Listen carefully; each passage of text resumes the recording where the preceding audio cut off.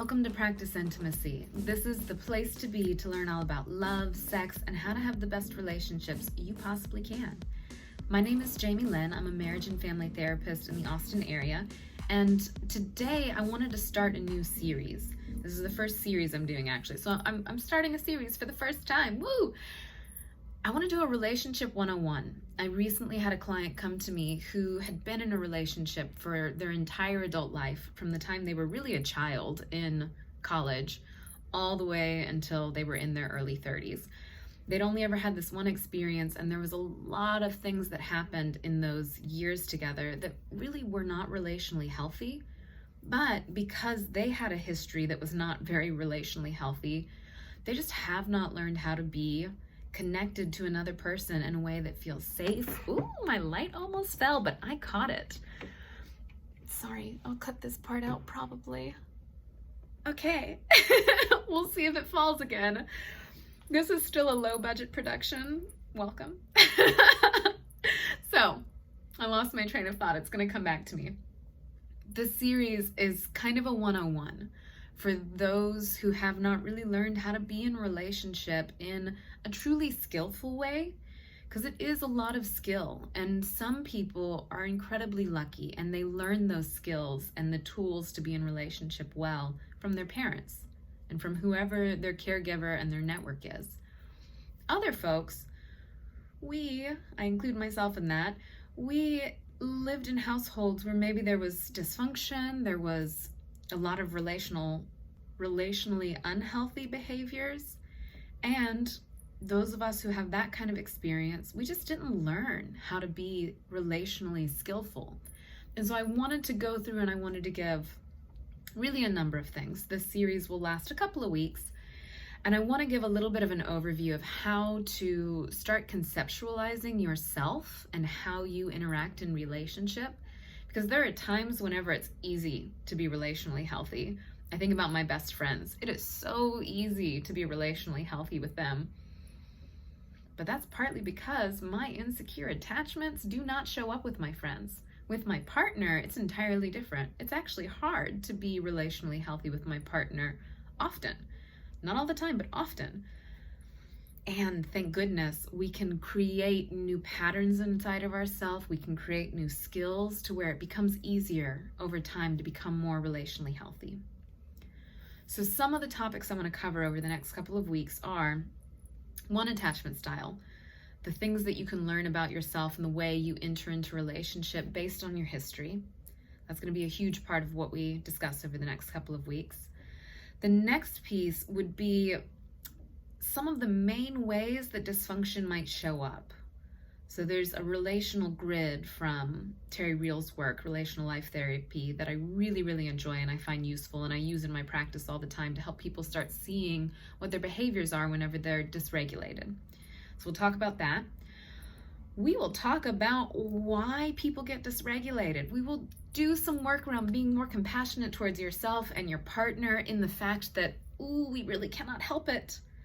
Eventually, we can learn skills and get to a place where we are better able to control and contain parts of us, not in like a controlling, I have to manage myself sort of way, but in a compassionate, loving, I am growing as a person, and it's easier to be in relationship because I am actually changing sort of way. And then a few other things that we'll probably talk about are just some common things that happen in relationship that are not acceptable and need to be changed. Some of them are really obvious, some of them are less obvious, and it's good to be aware so that you can start reflecting on your own behavior. You can also look at your partner's behavior, but in the end, you're never, ever, ever in charge of how another person behaves in this world. You cannot control other people. What you can do is reflect on your own patterns, ways of being, and change the way you are in the world. Sometimes it's not fun to hear that answer. Almost everyone I meet in my office is secretly hoping that I'm going to make their partner see it their way and make their partner change and act right. But that's truly not how this life works. Instead, it's about going more deeply towards yourself. That's really what I think of whenever I think of the word intimacy. It's moving inward, really creating a deep connection with yourself so that your entire world changes because you act differently. That's the only thing you can control. And when you start doing that, let me tell you, it is amazing. It is life-changing, truly. You will start noticing everything around you shift, from your relationships to what you choose to do with your time, what you choose to do with your purpose in this lifetime. All of it will be different. And I know that from personal experience, and I know that from working with clients. I will say I'm still on my own journey, which I hope it never ends. My guess is it won't. I probably will not one day be a monk on a hill who's just reached enlightenment and is perfect and superhuman. That's just not going to happen. That's not my interest. My interest is living in this messy life and doing my best and learning how to be more and more relationally healthy as time goes on. And my hope is that I can enlist you, honestly. I want as many people in the world to start learning this stuff so that we can truly love each other and stop hurting each other. Because so often in relationship, we accidentally hurt each other. Anyway, I digress. That was all kind of a tangent. And let me talk just a tiny bit more about what we'll do over the next few weeks. A little bit of what I want to talk about is just why relationship is so important. There's a lot of different research about this, but my favorite one, the most obvious one that I want to talk about, is baseline theory, social baseline theory. And basically all that says is human beings, we are built to be in connection with each other. We literally survive by being in relationship.